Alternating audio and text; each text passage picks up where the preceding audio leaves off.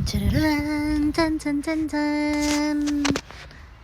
Ani kalisod ang trabaho nila. Dili siya yung anak kalisod para sa uban nga nakatry na or naka testing na ngani nga trabaho. But for my husband, it's his first time as second mate nga naka-aktog yun sa iyahang position as second mate sa barko. So mao to pila pud bulan sa kabulan sa pagkanyawa nagsigdisturbo sa iya kay balod gyud kuno nga practical isod sa trabaho nya maglinabad pag gyud ka maginoy ka nga asawa nga naa diri nga sigig pangaway sa muhang bana awa na mataytok kini muhang bana sa kalisod sa trabaho ug sa ka-stress pud sa imuha.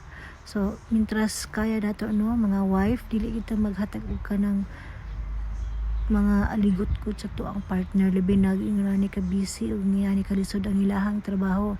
So naghinangyo ay gud mi sa usa nga dili sabi mag-away niya na hindi makaya na niya. How does sa siyang trabaho pwede na may mag-away pero karon di lang sa ano kay iwas stress kay basig magkamali sa trabaho at the same time ako bawas og ma-stress kaysa ko ang sakit.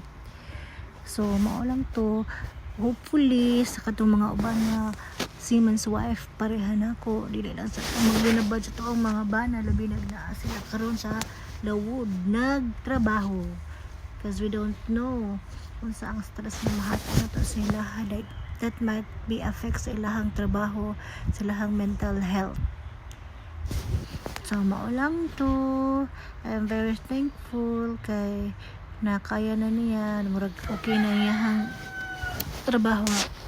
Wala na siya ingon nga ng lisod mga pa man kita at first pero for now murag okay na kaya na niya. I'm so proud of you daddy, we are so proud of you kay na sugako jud nimo mag 2 months na siya karon sa barko and he sent me this video na mao ni akong trabaho mami.